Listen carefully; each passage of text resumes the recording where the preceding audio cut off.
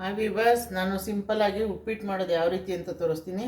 ಅದಕ್ಕೆ 1 ಸ್ಪೂನಷ್ಟು ಎಣ್ಣೆ ಹಾಕೋತಿದ್ದೀನಿ. 1 ಸ್ಪೂನಷ್ಟು ಎಣ್ಣೆ ಹಾಕ್ಕೊಂಡಿದ್ದೀನಿ. ಒಂದು 3ರಿಂದ 4 ಜನಕ್ಕೆ ಆಗೋಷ್ಟು ಉಪ್ಪಿಟ್ಟಿನ ರವೆ, ಅಂದರೆ ಒಂದು 300 ಗ್ರಾಮಷ್ಟು ರವೆ ತೊಗೊಂಡಿದ್ದೀನಿ ನೋಡಿ. ಇದನ್ನು ಚೆನ್ನಾಗಿ ಹುರ್ಕೋಬೇಕು. ಇದು 300 ಗ್ರಾಮ್ ಅಷ್ಟಿದೆ. ಈಗ ಅದನ್ನು ಚೆನ್ನಾಗಿ ಎಣ್ಣೆಯಲ್ಲಿ ಫ್ರೈ ಮಾಡ್ಕೊತೀನಿ. ಒಂದು 5 ನಿಮಿಷ ಹಗುರ ಆಗೋವರೆಗೂ ರವೆನ ಫ್ರೈ ಮಾಡ್ಕೊತೀನಿ.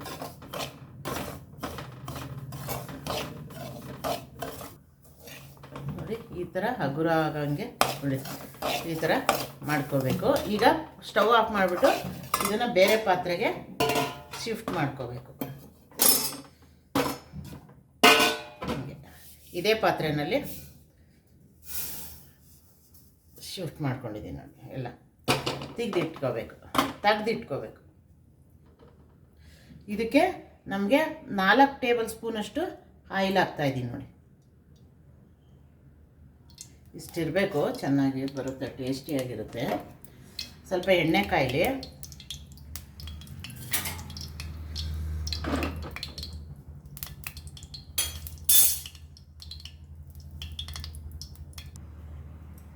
ಸಾಸಿವೆ, ಜೀರಿಗೆ, ಕಡಲೆಬೇಳೆ, ಉದ್ದಿನಬೇಳೆ, ವೆರಿ ಸಿಂಪಲ್ಲು, ಮನೆಯಲ್ಲಿದೆ ಅದನ್ನ ಹಾಕೊಂಡು ಮಾಡ್ತಾಯಿದ್ದೀವಿ.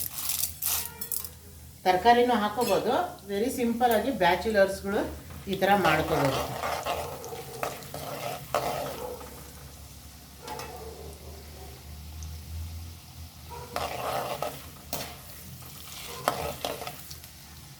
ನೋಡಿ 1-2 ಸೆಕೆಂಡ್ ಆದಮೇಲೆ ಕರಿಬೇವಿನ ಸೊಪ್ಪು ಹಾಕ್ತಾಯಿದ್ದೀನಿ,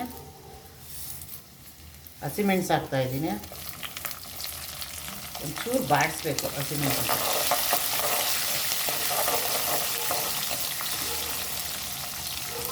ಈಗ ನೆಕ್ಸ್ಟು ಈರುಳ್ಳಿ ಉದ್ದುದಾಗಿ ಕತ್ತರಿಸ್ಕೊಂಡಿದ್ದೀನಿ, ಹಾಕ್ತಾಯಿದ್ದೀನಿ.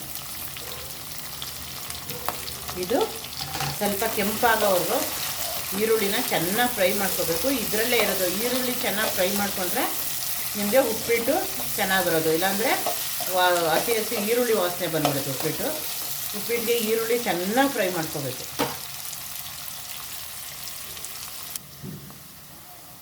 ಟೊಮೆಟೊ ಹಾಕೋತಾ ಇದ್ದೀನಿ, ಒಂದು ದೊಡ್ಡ ಸೈಜು, ಬಿಗ್ ಸೈಜು. ಸ್ವಲ್ಪ ಕೊತ್ತಂಬರಿ ಸೊಪ್ಪು ಹಾಕೋತಾ ಇದ್ದೀನಿ, ಟೇಸ್ಟ್ ಚೆನ್ನಾಗಿ ಸಿಗುತ್ತೆ ಅಂತ. ಆಮೇಲೆ ಗಾರ್ನಿಷ್ಗಿದು ಇದನ್ನು ಫ್ರೈ ಮಾಡ್ಕೊತೀನಿ.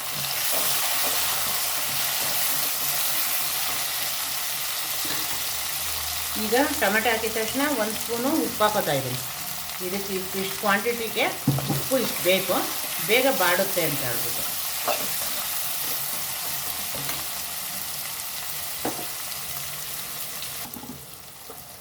ನೋಡಿ ಈಗ ಸ್ವಲ್ಪ ಬಾಡ್ಕೊಂಡಾದ್ಮೇಲೆ, ಇದೆಲ್ಲ ಬಾಡಿಸಾದ್ಮೇಲೆ ಒಂದು 4 ಗ್ಲಾಸಸ್ಸಷ್ಟು ನೀರು ಹಾಕಬೇಕು. 300 ಗ್ರಾಮ್ ಅಲ್ವಾ, ನಾವು 400 ml ಅಷ್ಟು ನೀರು ಹಾಕಬೇಕು. ಅದು ಬೇಯಬೇಕಲ್ಲ ಚೆನ್ನಾಗಿ. ನೋಡಿ ನೀರು ಹಾಕಿದ್ದೀನಿ. ಈಗ ಸ್ವಲ್ಪ ಕುದಿ ಬರಬೇಕು. ನೋಡಿ ಕೆಲವರೆಲ್ಲ ಅರಿಶಿನ ಹಾಕ್ತಾರೆ, ನಾನೇನು ಅರಿಶಿನ ಹಾಕಲ್ಲ, ಹಂಗೆ ಇರಲಿ ಅಂತ ಹೇಳ್ಬಿಟ್ಟು ಇದು ಸ್ವಲ್ಪ ಹಾಗೆ ಮಾಡ್ತಾ ಇದ್ದೀನಿ.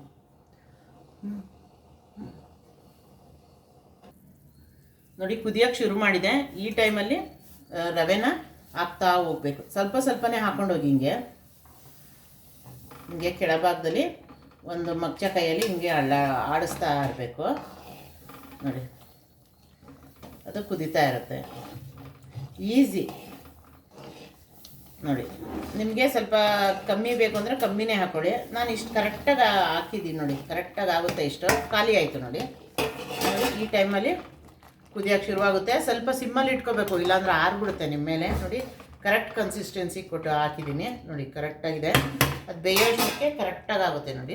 ಸಿಮ್ಮಲ್ಲಿ ಇಟ್ಕೊಂಡು ಮಾಡಬೇಕು. ಈ ಟೈಮಲ್ಲಿ ನೀವು ತೆಂಗಿನಕಾಯಿ ತುರಿ ಇರುತ್ತಲ್ಲ, ಅದನ್ನು ಅಡ್ಜಸ್ಟ್ ಮಾಡ್ಕೋಬೇಕು. ಇದಕ್ಕೆ ಹಾಕ್ಕೋಬೇಕು, ಇವಾಗ ಹಾಕ್ಕೋಬೇಕು, ಚೆನ್ನಾಗಿರುತ್ತೆ. ಸ್ವಲ್ಪ ಈ ಟೈಮಲ್ಲೂ ಕೊತ್ತಂಬರಿ ಸೊಪ್ಪು ಹಾಕ್ಬಿಟ್ಟು ಮಿಕ್ಸ್ ಮಾಡ್ತೀನಿ. ಕೊತ್ತಂಬರಿ ಸೊಪ್ಪು ತುಂಬ ಬೇಯಿಸಬಾರ್ದು, ಮೇಲೆ ಹಾಕೋತಾ ಇರಬೇಕು. ಅದ್ರದ್ದು ಫ್ಲೇವರು ಹಂಗಂಗೆ ಇರಬೇಕು ನೋಡಿ. ಈಗ ಎಷ್ಟು ಚೆನ್ನಾಗಿದೆ. ಈ ಸಮಯದಲ್ಲಿ ಒಂದು ಪ್ಲೇಟ್ನ ಮುಚ್ಚಿಡಬೇಕು.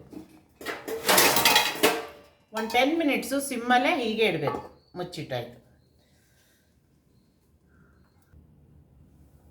ನೋಡಿ ಹೇಗಾಗಿದೆ, ಅರಳ್ಕೊಂಡಿದೆ ಬಿಳಿಯಾಗಿ ಉದ್ರುದ್ರಾಗಿ. ಈಗ ಈ ಸ್ವಲ್ಪ ಕೊತ್ತಂಬರಿ ಸೊಪ್ಪು ಇಟ್ಕೊಂಡಿದ್ವಲ್ಲ, ಇದನ್ನು ಹಾಕ್ತೀನಿ. ಹಾಕ್ಬಿಟ್ಟು 1 ಸ್ಪೂನಷ್ಟು ತುಪ್ಪ ಹಾಕ್ಕೋತೀನಿ, ಸ್ವಲ್ಪ ಟೇಸ್ಟ್ ಚೆನ್ನಾಗಿ ಎನ್ಹ್ಯಾನ್ಸ್ ಆಗುತ್ತೆ ಅಂತ ಹೇಳ್ಬಿಟ್ಟು. ಈಗ ಮಿಕ್ಸ್ ಮಾಡ್ತೀನಿ. It's ready. ಉಪ್ಪಿಟ್ಟು ತಿನ್ನೋದಕ್ಕೆ ಬಿಸಿ ಬಿಸಿಯಾಗಿ ಹೇಗಿದೆ ನೋಡಿ, ಉದ್ರುದ್ರಾಗಿ ಯಾವ ರೀತಿ ಇದೆ.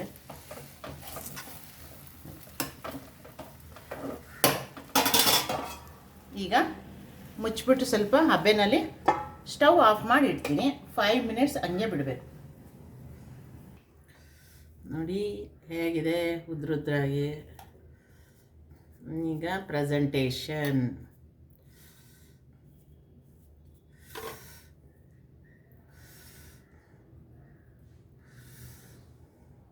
ಹೀಗೆ fine. It's ready. It's ready to eat. ಇದೆಲ್ಲ ಕಾಣಿಸ್ತದೆ ಇಲ್ಲಿ.